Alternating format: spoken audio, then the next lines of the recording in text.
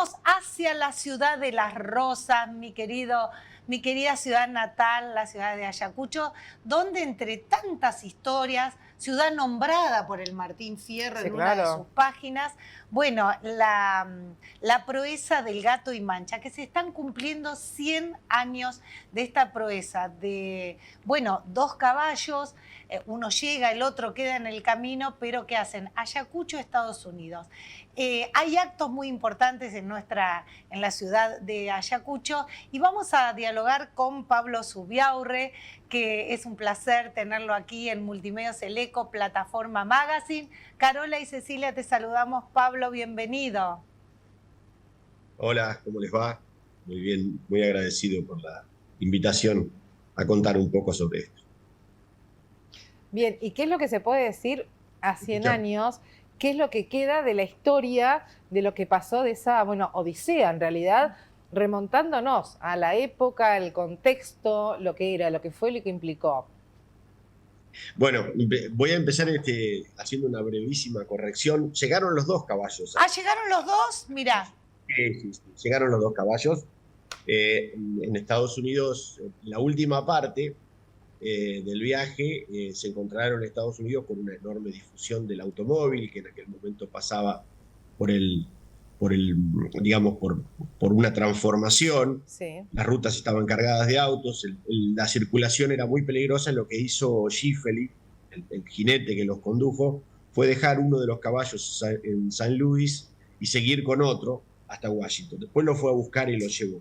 Pero no porque los caballos no estuvieran, sino porque ir en esa ruta con un caballo de tiro era un riesgo. Tuvieron a punto de tener algunos accidentes y por eso, por una cuestión de previsión, circuló la última parte con uno solo de los caballos, pero los caballos llegaron los dos en condiciones. Bueno, vos... Tuvieron en determinados momentos accidentes, heridas, pero la fueron superando todos en el transcurso de un viaje que duró 3 años y unos cuantos meses más, desde abril hasta casi fin de año. ¿Cómo nace, qué se sabe, cómo nace esta proeza? Historiadores, bueno, vos has escrito un libro que ahora nos lo vas a contar, pero antes de entrar en el libro, ¿cómo surge esto? A ver. Bueno, en realidad la propuesta que le hace Aimé Schifeli, un suizo que vivía en la Argentina, que daba clases de inglés en un colegio de Quilmes, el colegio Saint George, y que se había interesado por una disputa que había en aquel momento acerca de el caballo criollo, las bondades de ese caballo criollo, y la polémica que existía acerca de si era mejor o peor que los caballos que se habían traído desde mucho tiempo antes desde Europa. Esos caballos habían sido mezclados con los caballos naturales del país, los que existían desde la época de la colonia, y de alguna manera habían ido modificando su fisonomía. En ese entorno hay un grupo de criadores, de hacendados, que entienden que ese caballo criollo, que era más pequeño, que era posiblemente menos elegante, menos veloz, tenía otras cualidades. Era específicamente muy apto para el trabajo, rústico, muy fuerte, muy aguantador, un caballo con una enorme fortaleza para trabajar o para circular muchas horas. Y en ese contexto, de esa polémica, Aimé Schifeli, a través de un conocido de Buenos Aires, tiene referencia de que Emilio Solanete, el partido de Ayacucho, criaba caballos criollos en su estancia y que era la persona a la que tenía que ver. Así que le escribe contándole cuál era su plan de transitar toda América digamos, montado en caballos criollos, y le pide en realidad le pretende comprar los caballos, pero don Emilio Solanet se los termina obsequiando. Y así fue que, bueno, llegó hasta Ayacucho, primeramente con mucho escepticismo. La comunidad en general tenía mucho escepticismo de las posibilidades de triunfo de esta empresa, porque la verdad que era una cosa verdaderamente muy difícil. Pero no solo por los caballos también, y por los recorridos. Calcula que en aquel momento, para cruzar toda América, tuvo que pasar por lugares en donde no había vías habilitadas, subir así más de 5.000 metros, meterse en fangales, en pantanos increíbles, en desiertos, kilómetros y kilómetros sin Claro, agua. fue hace 100 años, no había con camino. 50 grados de Pensando temperatura. eso, el contexto, ¿no? El contexto, Claro. claro, hace 100 años. Ese contexto. Claro. Y además, claro, los 100 años te meten también en una América con un contexto histórico muy distinto del de hoy. Lo que va a mostrar el libro digamos, se encontró en América con revoluciones, qué sé yo, por ejemplo, Claro. la revolución sandinista en Nicaragua estaba en plena ebullición, Exacto. y en México, si En bien la México revolución también, había sido claro. en 1910, todavía seguían los enfrentamientos de las Exacto. distintas facciones, era un país en guerra, Ujú. y cosas similares en muchos lugares. De manera que fue un viaje verdaderamente arriesgado, que en principio nadie le daba mucha factibilidad de que se Claro. concretara, pero que pasito a paso fueron llevando adelante. Jaime Pablo, y Schiavelli, cuando llegaron los dos allá, caballos.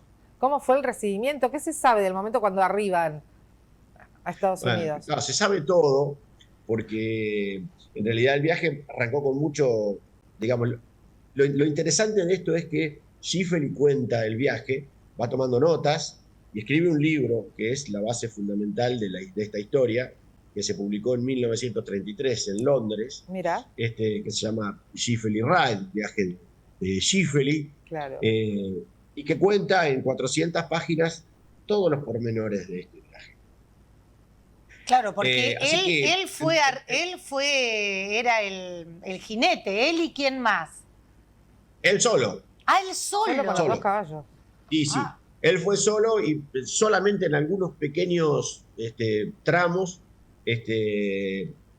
por ejemplo, desde La Paz hasta Ayacucho, Perú, se sumó un inglés, un viajero inglés que conoció en La Paz y llegó a Perú en un estado de enfermedad que lo tuvieron que dejar ahí. Ah, claro. Desde Ecuador hasta Panamá lo acompañó un chico que se llamaba Víctor y que sabía poco más de él. Y por ahí lo que sí hacía era contratar guías en lugares en donde si vos no tenías un guía era Claro. muy factible que te perdiera porque no había caminos, no había rutas, no había señalización, no había absolutamente nada.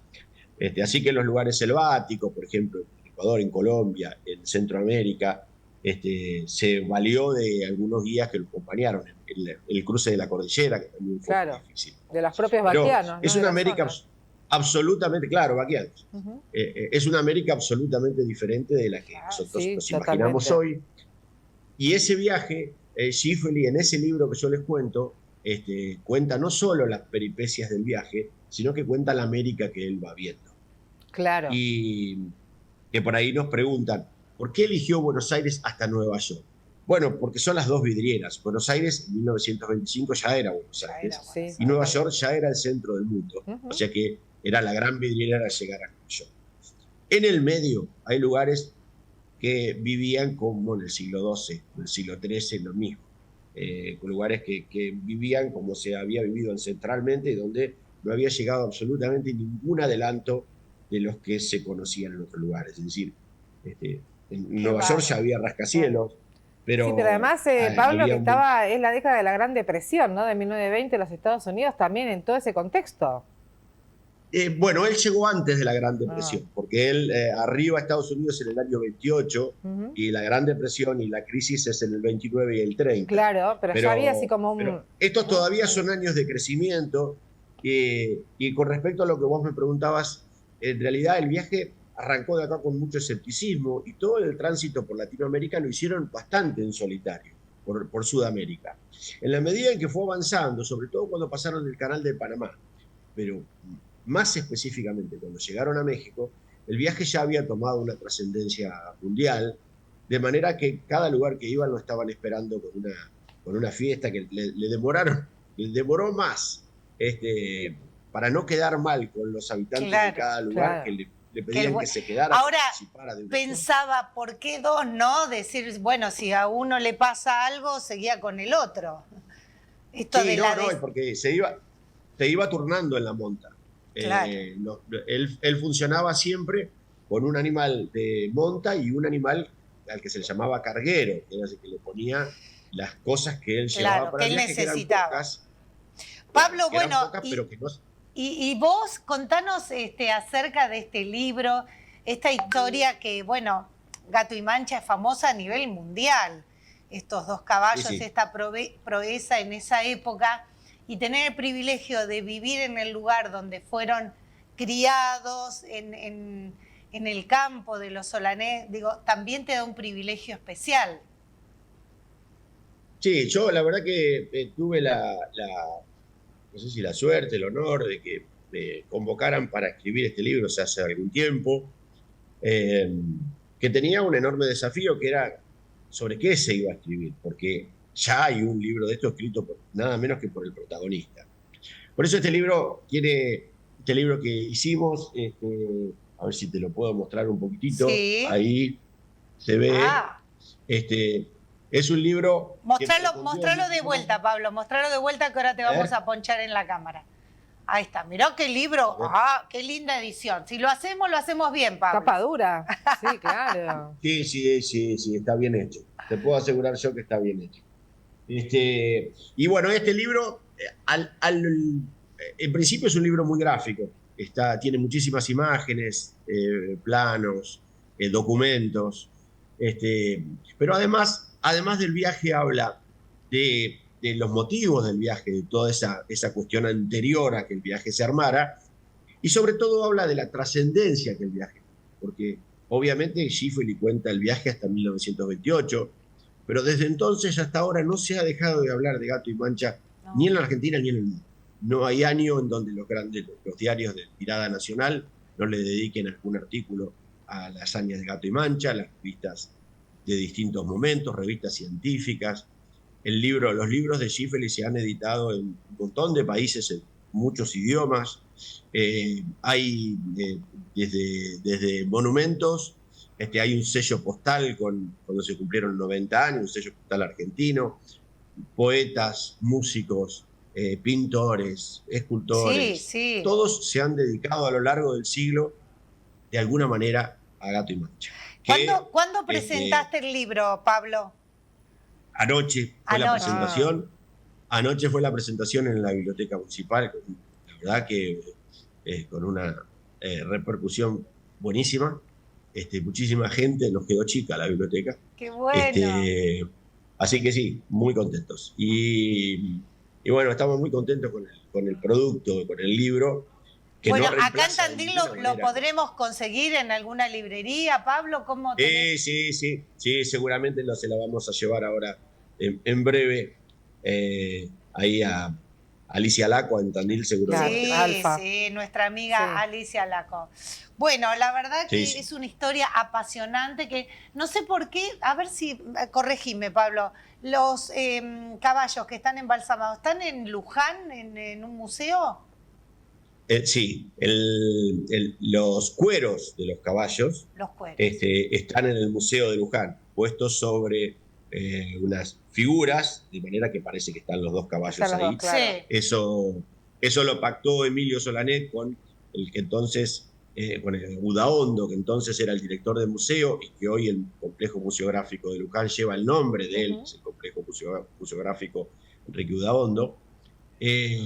En un momento en donde acá no había nada, no había museo, y por supuesto que se necesitaba. Están en un lugar realmente que es el que tienen que estar, que es el Museo del Transporte. Dentro de ese complejo museográfico hay un ala en donde están, por decir, desde una carreta colonial, la Sopanda de Belgrano, está en la primera locomotora, la porteña, está el Plus Ultra, el avión que hizo aquel vuelo. Es decir, todos esos íconos del transporte nacional están ahí. Y Gato y Mancha están ahí. Los cueros. Los cuerpos de Gato y Mancha descansan en el Cardal. Sí. Al igual que las cenizas de Schifeli. Porque Schifeli volvió, por supuesto, a Europa y falleció joven, con 50 y pico de años, 58 años, en Londres. Pero su mujer, al tiempo de haber fallecido, decide que sus cenizas tenían que estar cerca de los caballos. Y las manda a Buenos Aires, están un tiempo en el cementerio de la Recoleta, y después, a través de una gestión que hizo Oscar Emilio Solaret, consiguen que las cenizas de Schiffelit vayan a parar a un monumento que se le hizo en la estancia del Cardal, al lado de los cuerpos de Gato y Mancha. Los cuerpos de Gato y Mancha sí descansan. Qué lindo Así que, escuchar la historia. Y bueno, Pablo, un placer tenerte aquí en Plataforma Más y Multimedios El Eco, y felicitaciones por presentar este libro que tiene atracción a nivel mundial. Vos desde la ciudad de Ayacucho has presentado este libro que lo vemos hermoso, nos alegramos y cuando andes por Tandil, bueno, acá te esperamos, ¿verdad? Así es, te venís acá para el estudio, Pablo. Dale, con mucho gusto. Gracias. Muchísimas gracias a ustedes y bueno, a disposición. Gracias. Muy bien. Bueno, Pablo Zubiaurre, desde la ciudad de Las Rosas, mi querida ciudad de Ayacucho, bueno, presentó anoche un libro del Gato y Mancha a 100 años de esta proeza increíble y que ha despertado, bueno, a nivel mundial una gran inspiración. Bueno, preguntaban quién era el que estaba hablando y es Pablo Zubiaurre, autor de este libro. Exactamente. ¿Sí?